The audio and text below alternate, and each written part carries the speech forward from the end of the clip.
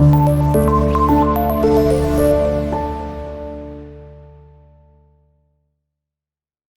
باللہ من الشیطان الرجیم، بسم اللہ الرحمن الرحیم۔ السلام علیکم ڈیئر اسٹوڈنٹس، کیسے ہیں آپ سب لوگ؟ امید کرتی ہوں کہ سب لوگ خیریت سے ہوں گے اور اچھے اچھے کاموں میں مصروف ہوں گے اور اچھے سے پڑھائی بھی ہو رہی ہوگی۔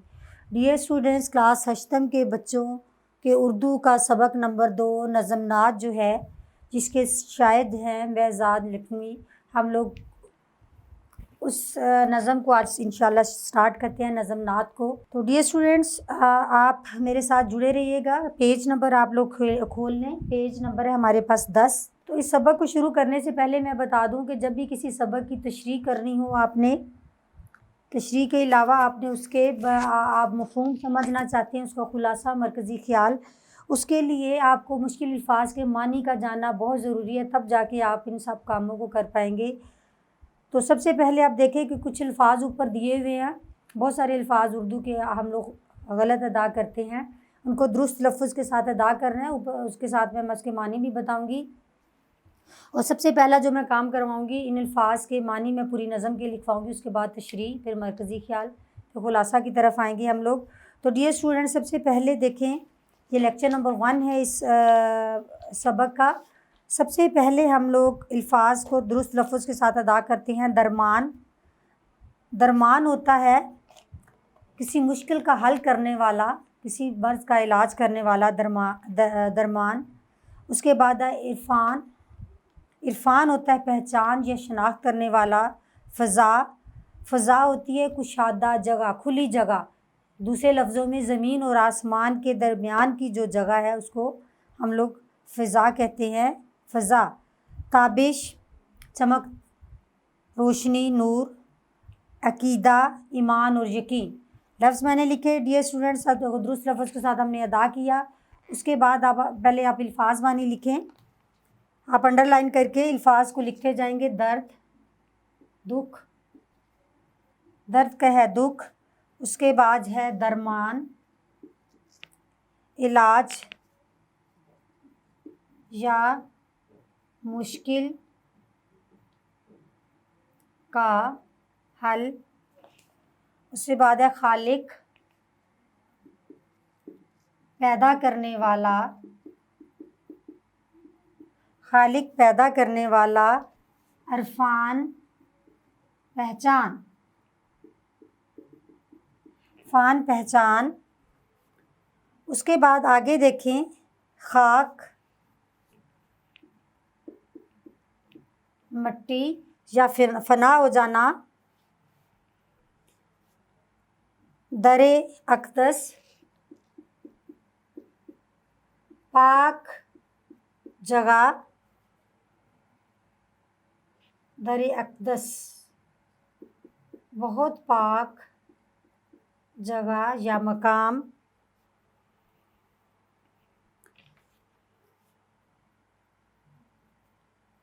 جبیں، ماتھا کہہ لیں، پیشانی کہہ لیں۔ سجدہ کرنا، جبیں۔ ارماں، حسرت، خواہش۔ فضائیں، آپ کہہ لیں کہ ایمان کی فضائیں، ایمان کی فضائیں۔ ایمان افروز، یعنی ایمان سے بھری ہوئی، اسی کا ہے پورا۔ آگے ڈیئر اسٹوڈنٹس ہمارے پاس غرض، ضرورت، کامل، مکمل۔ وحدت، ایک ہونا، واحد ہونا، ایک ہونا۔ تابش، تابش، تابش ہے چمک، نور، روشنی۔ رحمت، کرم، بخشش۔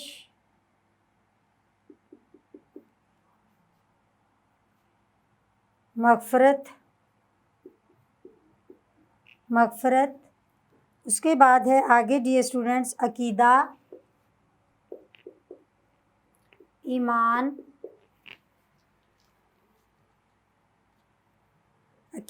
ایمان جاں روح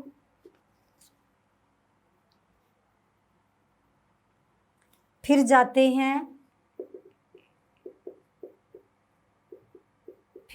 ہیں دن کامیاب ہو جاتا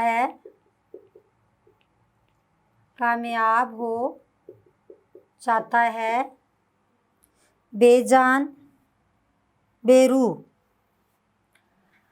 تو ڈیئر اسٹوڈنٹس یہ ہم نے الفاظ معنی کیے۔ تو اب آپ دیکھیں کہ نعت کیا ہوتی ہے۔ سب سے پہلے مجھے یہ بتائیں نعت کیا ہوتی ہے۔ نعت ایسی نظم جس میں آپ صلی اللہ علیہ وآلہ وسلم کی تعریف بیان کی جائے نعت کہلاتی ہے، یعنی ایسی نظم جس میں نبی کریم صلی اللہ علیہ وآلہ وسلم کی تعریف بیان کی جائے نعت کہلاتی ہے۔ تو ڈیئر اسٹوڈنٹس اس میں شاعر جو ہے بہزاد لکھنوی جو ہے وہ رسول پاک صلی اللہ علیہ وآلہ وسلم کی شان، ذات، عظمت، بزرگی اور سراپا رحمت ہونا بیان کرتے ہوئے پہلے شعر میں دیکھے کہتے ہیں ہر درد کا ہوتا ہے درمان مدینے میں، خالق کا بھی ہوتا ہے عرفان مدینے میں۔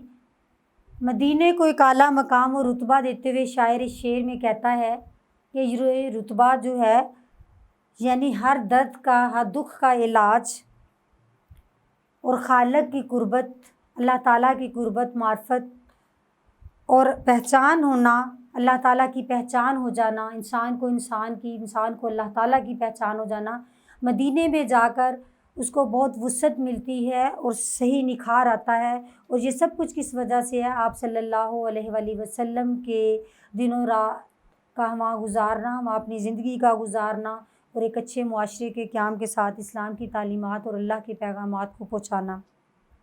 تو شاعر مدینے کی فضاؤں کو، مدینے کے در کو، مدینے کی جگہ کو، زمین کو، ہر دکھ، ہر درد، ہر تکلیف کا علاج بتاتے ہوئے کہتا ہے کہ وہاں جو بھی دکھ اپنے لے کے گیا، درد تکلیف لے کے گیا، اپنی مشکلیں لے کے گیا، اس کا آسان حل مدینہ منورہ کی فضاؤں میں ہے۔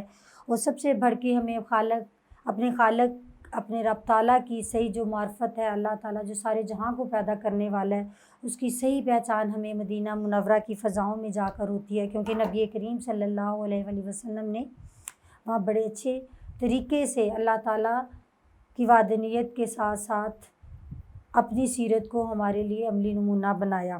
خاک در اقدس پہ رکھتی ہے جبیں دنیا، دوسرا شعر ہے خاک در اقدس پہ رکھتی ہے جبیں دنیا، اس طرح نکلتے ہیں ارماں مدینے میں۔ کہ شاعر کہتا ہے کہ نبی کریم صلی اللہ علیہ وآلہ وسلم کے وجود کی برکت سے مدینہ کی گلیوں، مدینہ کی مٹی اور مدینہ کی فضاؤں اور اس کی زمین اور خاک کو وہ فوقیت، اہمیت اور وہ اس کو مرتبہ و مقام حاصل ہے کہ لوگ جو ہیں وہ مدینہ کی جبین، مدینہ کی زمین یا زمینہ کی مٹی پر اپنی پیشانی خاک رکھنا، سجدے میں جا کر اللہ سے دعائیں مانگنا اور اللہ تعالیٰ سے اپنی مشکلیں اور اپنی بخشش کا سوال کرنا، وہ دنیا کو بہت تسلی دیتا ہے، دل دیتا ہے، وہ پر امید ہو کر واپس لوٹتا ہے۔ اس طرح دنیا کی جتنی حسرتیں لوگوں کی اور خواہشیں ہوتی ہیں، ارمان ہوتے ہیں اس کے دل میں، وہ مدینہ کے در اقدس، مدینہ کی جو خاک ہے، اس کی جو آپ صلی اللہ علیہ وآلہ وسلم کا در ہے، مسجد، آپ کہہ لیں کہ مسجد نبوی اور روضہ رسول صلی اللہ علیہ وآلہ وسلم پر لوگ جا کر جو دلی سکون محسوس کرتے ہیں اور اپنے ارمانوں، اپنی مشکلوں کو حل ڈھونڈتے ہیں، وہ کہیں اور نہیں۔ ایمان کی فضائیں ہیں، ایمان کی ہوائیں ہیں، ہوتا ہے غرض کامل ایمان مدینے میں، کامل مکمل فضائیں، فضا ہوتی ہے۔ اب دیکھیں فضا ہوا سے کہیں اوپر، فضائیں اور ہوائیں جتنی بھی ہیں، شاعر مدینہ کی پاک سرزمین، مقدس سرزمین، آپ صلی اللہ علیہ وآلہ وسلم کے روضہ رسول اور مسجد نبوی کا وہاں ہونا، آپ صلی اللہ علیہ وسلم کا ایک اچھا وقت وہاں گزارنا اور ہمارے دین کے مکمل ہونے کے لیے وہاں جا کے در اقدس پہ سجدہ کرنا ہمیں بتاتا ہے کہ وہاں فضا اور ہوائیں دونوں ایمان سے بھرپور ہیں۔ وہ نبی کریم صلی اللہ علیہ وآلہ وسلم کی ہمیں یاد دلاتی ہیں، ہمیں آپ صلی اللہ علیہ وسلم کی سیرت طیبہ کو عملی جامہ پہنانے کی ہمیں تلقین کرتی ہیں۔ غرض ہمارا جو ایمان ہے، ہمارا ایمان کی مکمل تکمیل یعنی ایمان کا مکمل ہونا مدینے میں جا کر ہوتا ہے، جب ہم وہاں جا کے وہاں کی فضاؤں اور ہواؤں میں ایمان جو پھر رہا ہے اس سے سرخرو ہوتے ہیں۔ وحدت کی وہاں تابش، رحمت کی وہاں بارش، بخشش کا ہماری ہے ساما مدینے میں۔ تو شاعر جو ہے بڑے خوبصورت انداز میں بہزاد لکھنوی مدینہ منورہ کی پاک سرزمین کی تعریف بیان کرتے ہوئے اس کی اہمیت و وقت کو بتاتے ہوئے کہتے ہیں کہ نبی کریم صلی اللہ علیہ وآلہ وسلم کی خوشبوئیں اس زمین کے اندر بسی ہوئی ہیں۔ آپ صلی اللہ علیہ وسلم نے جو ہدایت اللہ تعالیٰ کے پیغامات پہنچائے، جو ہدایت دی انسانیت کو، اس کا صحیح ہونا، وحدت سب لوگوں کا ایک ہونا، مسلمانوں کا ایک ہونا، وہاں چمک، وہاں مدینے کی فضاؤں میں ایک چمک ہے، ہواؤں میں بھی ایک چمک ہے، وہاں کی مٹی میں وہاں جا کے ایک ہونا، سب کو یوں لگتا ہے کہ کوئی امیر غریب آپ کہہ لیں کہ کوئی فقیر، کسی چھوٹے بڑے کی کوئی تمیز نہیں رہتی، وہاں وحدت یعنی ایک ہونے کی چمک نظر آتی ہے۔ رحمت ہوتی ہے اللہ تعالیٰ کی، کرم ہوتا ہے آپ سب پر، سب ایک ہو جاتے ہیں، اور کیونکہ رب تعالیٰ نے جب کہہ دیا کہ کسی عربی کو اجمی، اجمی کو عربی پر کوئی فوقیت حاصل نہیں، سب ایک ہیں، ہمارے دین نے کہہ دیا، ہمارے نبی نے کہہ دیا، تو وہاں جا کر مدینے کی فضاؤں میں اس کو ہم لوگ دیکھتے ہیں اور بھرپور طریقے سے اس سے فائدہ اٹھاتے ہیں، کیونکہ وہاں صرف یہی نہیں، وہاں ہماری بخشش کا ذریعہ بھی ہے، ہماری معرفت کا، کیونکہ ہم صحیح معنوں میں وہاں اپنا ایمان مکمل کر پاتے ہیں، اور اللہ تعالیٰ سے معافی مانگتے ہوئے نبی کریم صلی اللہ علیہ وآلہ وسلم کے مبارک در اقدس پر جھکتے ہوئے اللہ تعالیٰ سے جستجو کرتے ہیں، اللہ تعالیٰ سے درخواست کرتے ہیں، اور اللہ تعالیٰ ہماری بخشش کا سماں پیدا کر دیتا ہے، اللہ تعالیٰ ہمارے دلوں کو منور کر دیتا ہے۔ یہ مدینہ میں جا کر وہاں کی فضاؤں اور ہواؤں اور گلیوں میں ہی ممکن ہے۔ یہ میرا عقیدہ ہے، یہ دل کا عقیدہ ہے، ہوتی ہے ہر مشکل آسان مدینے میں۔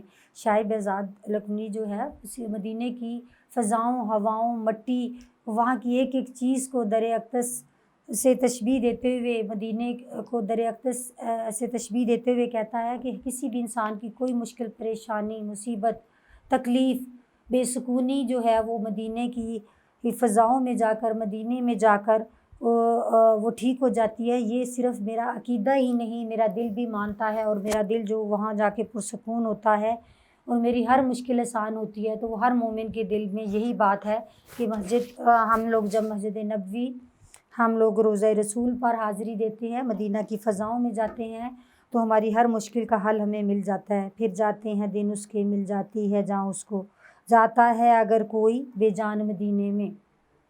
تو اس میں دیکھیں کہ پھر جاتے ہیں دن، یعنی کوئی اگر کمزور، غریب، مشکل کا مارا ہوا مدینے میں جاتا ہے تو وہاں اس کی مشکل تو حل ہو جاتی ہے، لیکن اس کو ایک نئی روح ملتی ہے، ایک نئی جان، ایک نیا جذبہ اور جوش جو ایمان سے بھرپور ہوتا ہے۔ کوئی اگر بے جان جاتا ہے، یعنی وہ اپنا حوصلہ ہمت ہار کر بے روح ہونے کی توقع لے کر جاتا ہے، تو اس میں ایک نئی جان ڈل جاتی ہے، اور یہ مدینے کی پاک فضاؤں کی وجہ سے ہے، جو نبی کریم صلی اللہ علیہ وآلہ وسلم کی وجہ سے ہے۔ تو ڈیئر اسٹوڈنٹس، امید کرتی ہوں آپ نے تشریح سے بھرپور فائدہ اٹھایا ہوگا۔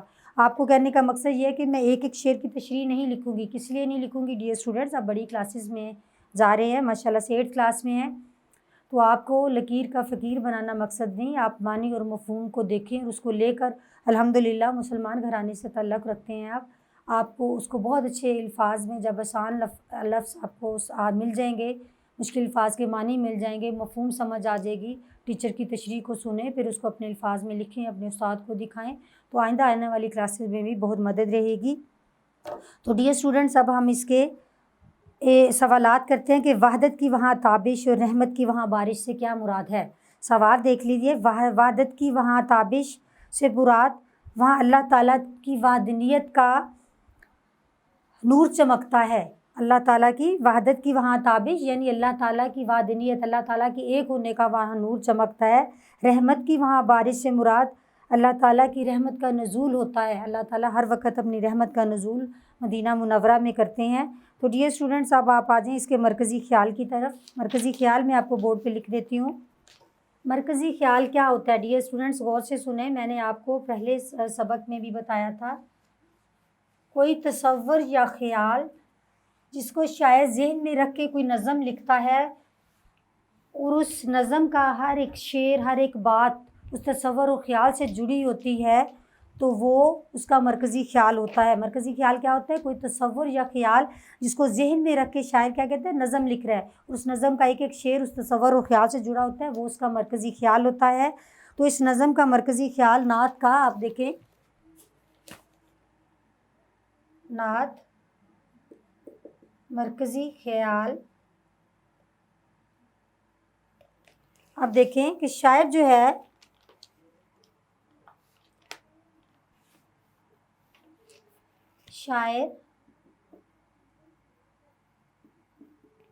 بڑے خوبصورت انداز میں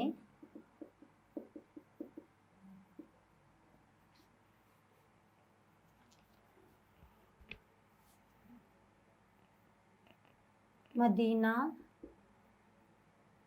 اور آپ صلی اللہ علیہ وآلہ وسلم کی سیرت طیبہ کا اعتراف کرتے ہوئے کہتا ہے کہ حضرت محمد صلی اللہ علیہ وآلہ وسلم کی زندگی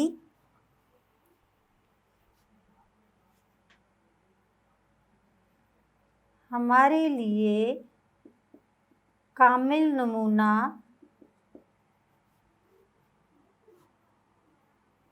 لیے ہوئے ہے اور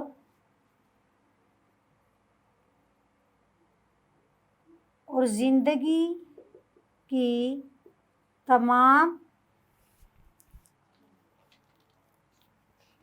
زندگی کے تمام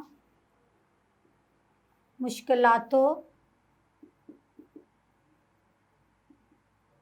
مسائل اور غموں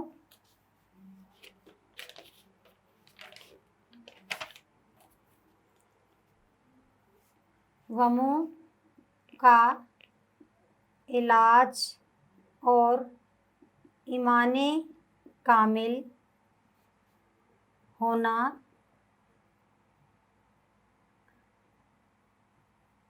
اللہ کی معرفت سب مدینہ میں ملتا ہے۔ شاعر بڑے خوبصورت انداز میں مدینہ اور آپ صلی اللہ علیہ وآلہ وسلم کی سیرت طیبہ کا اعتراف کرتے ہوئے کہتا ہے کہ حضرت محمد صلی اللہ علیہ وآلہ وسلم کی زندگی ہمارے لیے کامل نمونہ لیے ہوئے ہے اور زندگی کے تمام اور ہماری زندگی کے تمام اور ہماری زندگی کے تمام مشکلات و مسائل اور غموں کا علاج اور ایمان کامل ہونا اللہ کی معرفت سب مدینہ میں ملتا ہے۔ یعنی مدینہ کی اہمیت آپ صلی اللہ علیہ وسلم کی سیرت طیبہ حتیٰ کہ اللہ تعالیٰ کی معرفت سب مدینہ کی گلیوں میں ملتی ہے۔ تو ڈیئر اسٹوڈنٹس، اس کے بعد آپ اس کے خلاصہ کی طرف آ جائیں۔ خلاصہ اگر ڈیئر اسٹوڈنٹس آپ کو بتا دوں کہ خلاصہ کیا ہوتا ہے؟ خلاصہ ہوتا ہے کسی سبق کا خلاصہ، نظم کا ہو تو پورا اس کا ایک تہائی ہم نے بیان کرنا ہوتا ہے، کل سبق کا یا کل نظم کا، اور ہم نے اہم نکات کو، جتنے بھی اہم نکات ہیں ان کو مختصراً بیان کرنا ہوتا ہے۔ جس طرح اس نظم کا خلاصہ ہے، اب سنیے، آپ کو ہر چیز لکھ کے نہیں دینی، اب غور سے میرے سے سنیں۔ اس خلاصے میں ہے حضرت محمد صلی اللہ علیہ وآلہ وسلم کا شہر مدینہ کا شاعر ذکر کرتے ہوئے کہتا ہے کہ بہت پاکیزہ شہر ہے یہ، اور یہ اسلام کی پہلی درسگاہ تھی، جس میں آپ صلی اللہ علیہ وسلم نے اسی درسگاہ میں گمراہ انسانیت کو آپ صلی اللہ علیہ وسلم نے حق کی راہ دکھائی۔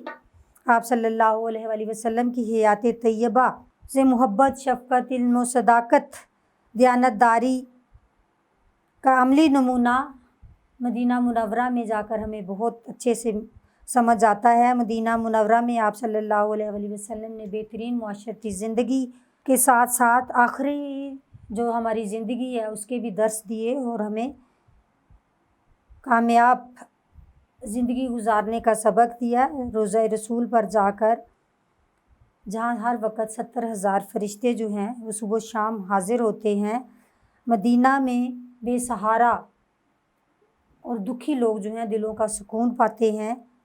مدینہ منورہ جو ہے وہ مسلمانوں کے لیے ایک رحمت و ہدایت اور اللہ تعالیٰ کی معرفت کا، اللہ تعالیٰ کے قریب جانے کا ایک بہترین ذریعہ ہے۔ تو ڈیئر اسٹوڈنٹ، یہ اس کا خلاصہ ہے۔ امید کرتی ہوں آپ بھرپور طریقے سے اسے فائدہ اٹھائیں گے۔ پھر جاتے جاتے یہ بات کروں گی اس لیکچر کے اینڈ پہ کہ آپ لوگوں نے لکیر کے فقیر نہیں بننا، ٹیچر کو غور سے سنیں، الفاظ کے معنی اور مفہوم دیکھیں، تشریح کو اپنے الفاظ میں بیان کریں۔